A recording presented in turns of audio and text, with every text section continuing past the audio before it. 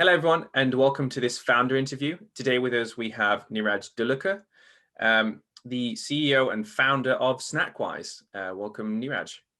Hey, thanks, Alex. Thanks for having me. Yeah. So let's start it off by a quick introduction. Absolutely. Cool. So I'm excited to be here, Alex. Thanks for having me once again. My name is Neeraj Dhulekar. I am the new founder of this company called Snackwyze, and we're located in the Bay Area. And we want to be the tool of choice. We want to make it incredibly simple for SaaS companies to record and automate demos. That's why we created this company in the first place. And so that's what I've been doing most recently.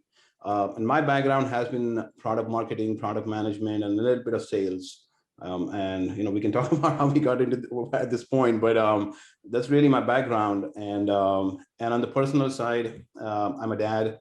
I got two kids, age 5 and 9, and yeah, life is good in the Bay Area, and I'm glad that we're getting out of this pandemic finally. Yes. Light at the end of the tunnel. So yeah, that's about me, and I'm once again excited to be talking to you right now. Yeah, you're welcome. Well, I'm excited to be talking to you too.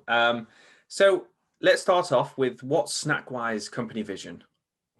Absolutely. So I think the grand vision for Snackwyze is to be the platform of choice for SaaS companies, especially product marketers and sales, as a go-to platform for telling their stories about their product. Right. I think we live in a world where I don't want to say attention spans are small, but the consideration spans are smaller. Right. If people do not find the value or understand the value in whatever it is, even in their personal life or professional, they move on because they fail to understand the value. And so what we want to do is want to be that platform which enables companies, especially SaaS companies, to communicate their value in bites of information, in snacks of information. Right. So that's why the name Snackwyze. But our vision is to be that go-to platform for these companies to come and tell their stories better. We want to be the enablers. We want to be the execution platform for telling these stories. Yeah, and you're exactly right.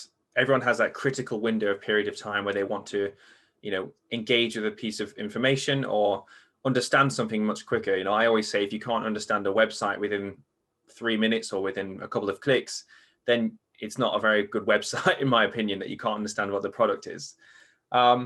So what's the biggest challenges you've faced right now as a founder? So there are many challenges. I think it's, to be honest, it's challenging, but it's fun. And, I've just embarked on this journey. So I'm learning as we go. But I think one of the biggest challenges at this point is really to come to the point of, the realization that you're actually forming a company. I think what I started was with a product. Right, but engineering a business out of it is a different thing altogether. And it's only right now that I realize that having a product doesn't mean anything. You have to build a platform or something where customers really find value in you. And I think that's one of the biggest challenges is the closing the gap of what I envision for this product and what the customers expect. So managing that expectation, finding the customers, communicating value to them. Myself, I mean, we are it's pretty funny. We are a platform that wants to be the ones to be able to tell stories for yourself. But we ourselves, myself, I find in that challenge is how do you communicate your value yourself and build that product or a platform that kind of matches to the expectations. So it's going to be interesting. Yeah. And, as an entrepreneur myself, and founder my own company, yes, I can understand it's like, what parts don't I know as well? In your case, you're a fantastic product developer, you've got this great product, but now you have to fill in the gaps of like being a CFO, being a salesperson, being a marketer, and bringing all those things together as an individual founder. It can be quite difficult or complex. So you've got to figure out how do you not spread yourself too thinly, I guess, is one of the most impactful things that I've discovered as myself too. No, you're right. And I think, the blog that you recently wrote about growth marketing, and I forget the exact title, but it was meant for the early challenges of growth and marketing and sales for startups. And I think every single word you wrote there was spot on. is there's so many challenges within challenges of trying to create that, to grow your business, not just the product. What you have is a product. And so that's one of the biggest challenges. But it's fun. That's what I signed up for. And that is what was expected. And there's always going to be this linear, this no growth period where it's mostly going to be you trying to grow the company. And hopefully there comes a time when, customers finally begin to see the value. When, if you build it, they will come eventually if they start moving forwards and you continue doing the hard work. So what's the best part of being a founder for yourself right now? So I think that's an easy answer for me, because I've always wanted to be independent, and I always wanted to execute on the ideas I've had. And sometimes having a full-time job doesn't really allow you to fully execute what you're thinking, right? There's always going to be the company, the business goals that not necessarily always going to be aligning with your goals. So I think the best part of being a founder myself right now is the independence of, you're responsible for the outcomes yourself. There's nobody else to blame on. So it makes it exciting. It makes it fun as well at the same time, but it's also risky. And there's nobody else to blame. I love it. It's something. Yeah.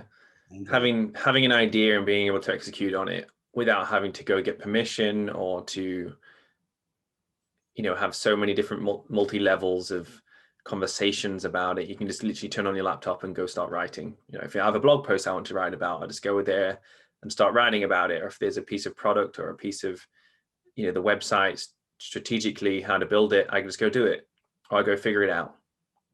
Absolutely. Yeah. I mean, you've been running Growth SM for a while now, and I'm pretty sure that, that's one of the things, like, I think we were talking about this last time we spoke, and, the ability for you to shut down your laptop at 5:00 to focus on your little thing. I think that's only possible if you were running your own show. Not only 5:00. If it was midday and I get a bit bored, I'll just shut it off. You're your own boss, and it's risky because you are responsible for all of the outcomes. There's nobody else to blame. Mm-hmm. But I think it's one of the best parts of being an entrepreneur or a founder. So before you became a founder, what was your background, and how would you describe your own personal set of skills? Sure. So my background has always been, I'm an engineer by training. So I've always been somewhat on the technical side of things. And even when I worked for Cisco for about over a decade, I want to say over 10 years, I started off as an engineer. But most recently, for the last, about 12, 13 years, I've been a product marketer. Right. So those are the kind of tools or skills or some of the lessons I learned being a product marketer, being a product manager, is what enabled me to create Snackwyze in the first place. And I think some of the skills, for a typical product marketer in an enterprise software company is always the mix of being able to speak to customers, trying to understand what the real business problem is, not just the technical problems, but how do you translate the business problems and how you can be the solution. If possible, right? If it's not always the case, but just trying to understand and connect the dots between the technical challenges and the business outcomes is one of the biggest learnings I was able to have at Cisco and elsewhere. And also at the same time, you also get to work with a lot of cross-functional teams, be it engineering, be it sales, predominantly sales if you're in product marketing, because not necessarily, I mean, ideally you would love to speak to customers, but having thousands of customers, you're not able to reach out to them one-on-one. So your sales team is your proxy to the customers, right? So I feel those two things are something I've learned over the years, and and I've also seen challenges of what are some of the barriers in actually making that happen, and as you try to scale your product, as you go to market with your product, as you want to make as you try to increase your market share as a product marketer and as a product manager. Those are some of the things I've learned over the years, and those are skills that I I'm glad that I could kind of carry on and piggyback on as I created Snackwyze. Yeah, I think that's really insightful about how sales acts as a proxy for you in those specific roles.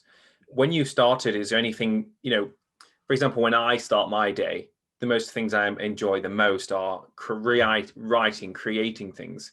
what do you get excited about? What's something that you think you can really drill into when you work on Snackwyze as an individual? I ask this because I speak to a lot of founders, and they're always like, they're obviously acting as such a huge part of the company. They're pretty much every role, but they're like, I am a data analyst or I am a project manager, and they're just like, I love doing this. So they'll do that a lot. What would be something that you would say you do all the time?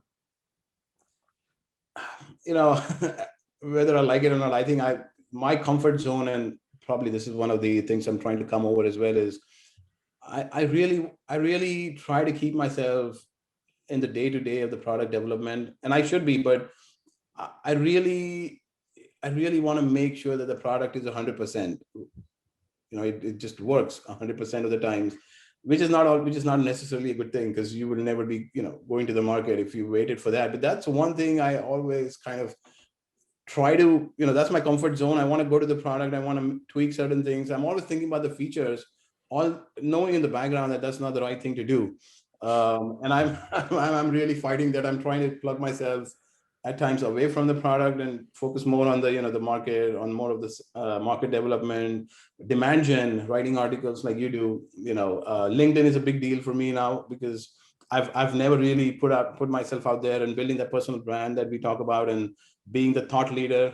But I find myself going back to the product every single time, and, you know, just I guess admiring the problem in terms of your product, right? Like, okay, this is the problem in my head. Maybe if this feature was like this, you know, not a good thing, but that's what I try to do, you know, what I've been doing. But at the same time, I'm trying to pull myself away from it.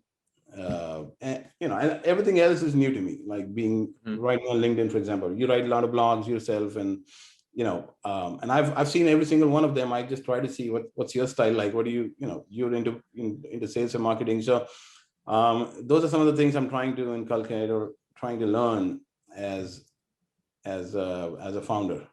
Yeah. But you always find yourself going back to look under the engine kind of thing. I always find myself going back to the product and, oh, this drop down doesn't look, maybe it should be here. Little things, right? It's the little things that doesn't really add much value. It is, you know, it just, because you're trying to admire your own product. Sometimes it's okay. So yeah. So what's some of the most interesting feedback you've gotten so far as a founder? So it's early days for us right now. It's early days, but I think for the most part, the feedback has been, I want to say, positive.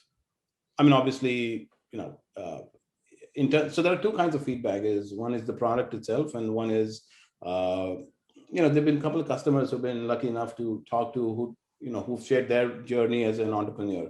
And so on the product side, I think it's more of how it's a product and it needs to be a platform, how it needs to work with the existing tools, which is very important, because nobody is really, what I realize is nobody's, you know, just because your product is great or it's simple, or, you know, you can add any adjective really, but it's never going to fly if they cannot take that product and incorporate that as a part of their tech stack.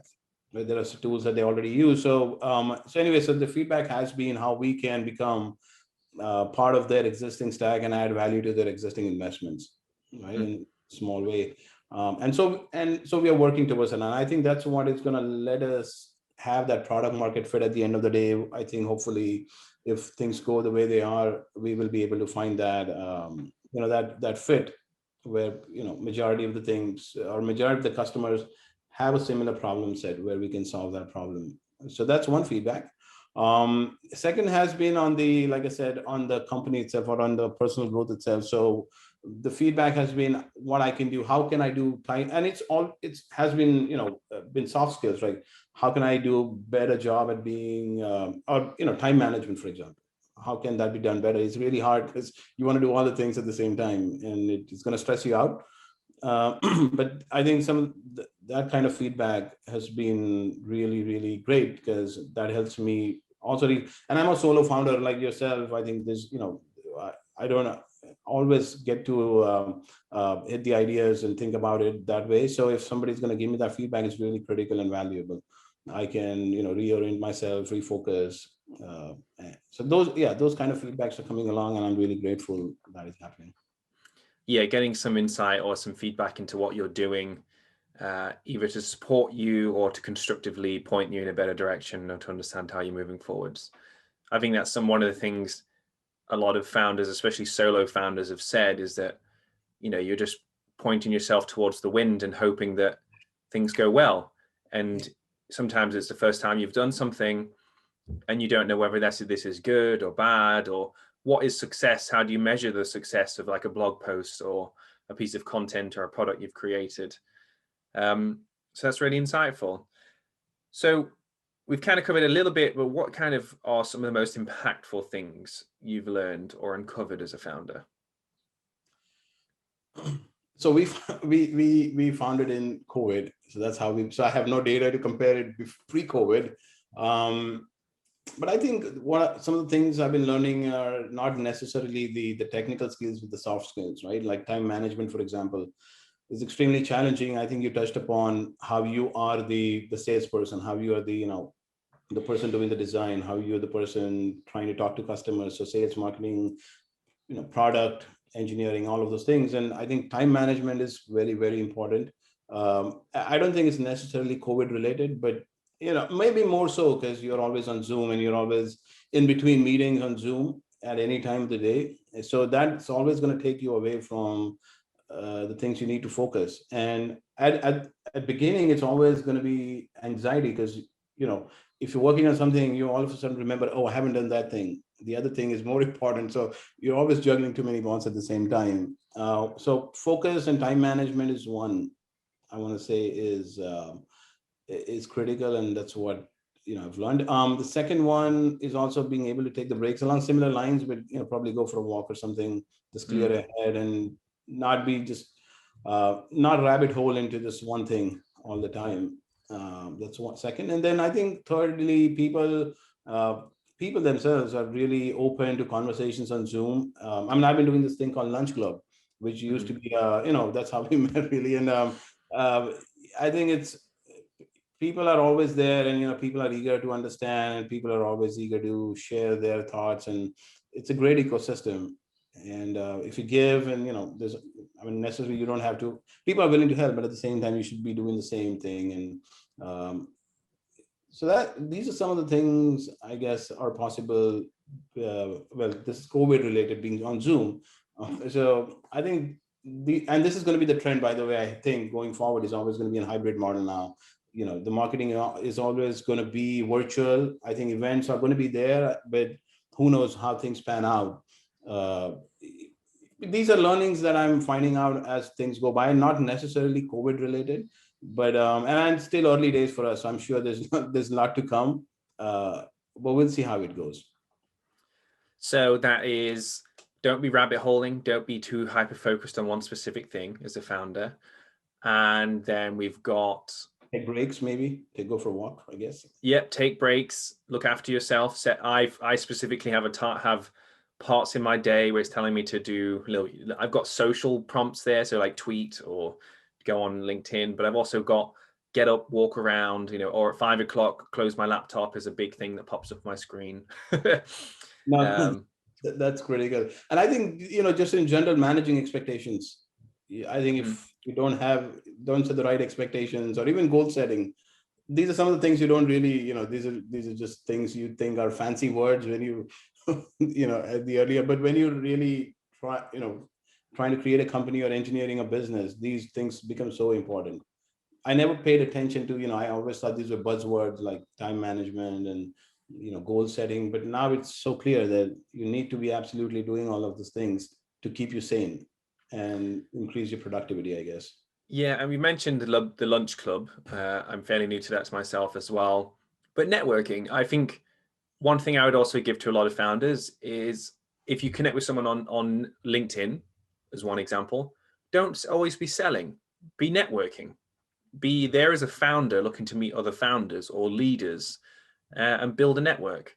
It's not always about selling your product all the time. Sure. Because if you become a nice person and you're interested, they may become as a friend. They may even recommend other customers or purchase it themselves later down the line. Very true. Very true. And I came across a statistic, and I think that's pretty, there's a reason why you shouldn't be even doing that. Obviously, for the reason you mentioned, but at a given time in a SaaS, typically, I think what I read is nearly 83 to 85% of the people are not even ready to buy. I mean, even if they're looking at your website, they're not necessarily there to buy your product at this point, maybe in future down the road. But so what that tells you is, 85 of the 100 people are not even going to buy your product, even if they like it. So there's no point really to try to sell it to every single one, because there's very little ROI in doing that, as opposed to just, being there and helping and genuinely listening to what their problems are or what they're trying to do may give you an idea in turn to help them in future down the road. And also you may be in a better position to sell at that point, as opposed to selling, which would then increase the adoption of it later and to keep, reduce churn, etc. So we're coming to the end of our interview. But what advice can you give to any aspiring founders or existing founders? I think that's pretty, that's a little early for me to be giving a lot of advices, to be honest. But maybe I can share couple of my learnings, not necessarily not advice, but something that helped me. And one is like I mentioned, right? What is the realistic goal for you in the next short, it could be 3 months or 6 months, right? So, because when you're a founder, you're always trying to, create a company, you're trying to get customers, you're trying to maybe fundraise at some point, you're doing a lot of things. And I think it takes away from the, your productivity. You're not able to focus 100% on the things you need to be doing. And when I started this, I was so anxious. I mean, I agree. My wife helped me a lot. She helped me. She put a little bit of sense into me, into like, hey, don't worry. Things will fall in its place. So I think you got to trust that process. Things will fall in its place. You got to be calm and composed, and not worry too much about the unknowns, because it's always the too many unknowns. Nobody knows you. Nobody knows your company. Nobody is going to buy your product right away. It's always going from that one customer to 2 to 5 to 10. And I'm not there yet. I'm still on that journey, but I think you got to trust the process, and you have to set up the realistic expectations. And that would maximize the chances of success. I think I'm a believer of that now. I'm not stressed out as much, as opposed to when you would have seen me on day one or in the first week. I was like all over the place. I was like, what is going to happen? What's going to happen? But now I've kind of calmed down. And so that's one of the things. It's hard to do, but eventually everybody figures it out. So trust that, and and just be open, and just be open to talking to people. People are actually willing to help you, whether you know it or not. If you reach out to somebody, people are always ready to help you out. I would do the same for anybody. I love the interactions, and especially with COVID, nobody's gonna say no, don't bother me, right? So if you have the right intentions, there's plenty of things to learn. LinkedIn is a great platform. You can. I mean, I've talked to so many people. I couldn't even imagine. I mean, I read a book of this this author once. It's called Obviously Awesome by April Dunford. And I reached out to her on a tweet, and she actually agreed to look at my website where, in the early days, and she gave me a feedback. Or excellent. There's Chris White, who is the author of this book, The Demo Doctor. He's the guy on demos. If you want to learn anything about demos, you actually go and read his book. And so similar guy, Peter Cohan, right? I was able to actually speak to these guys on a Zoom call. So the point being, don't be afraid to reach out to people. They're really nice people out there who are willing to help, and I think you can always leverage their help so that those couple of things. And obviously there are so many other challenges, but these are things that I've learned over the last few months that I can pass down to other founders. Yeah, well, that's fantastic. And I just want to thank you for your time, and thank you everyone for watching. And if you are a new founder, or if you're eager to start your own business, definitely reach out to me or Neeraj, and we'll definitely have a conversation with you to help you understand your challenges or give you some feedback as well. But hopefully there was some insights here as well for you watching at home to our conversation. And if you have any other questions, please feel free to reach out. Thank you for your time, Neeraj, and we'll connect again soon. Thank you, Alex. Thanks for having me, and it's been fun. You're welcome. Goodbye. Take care.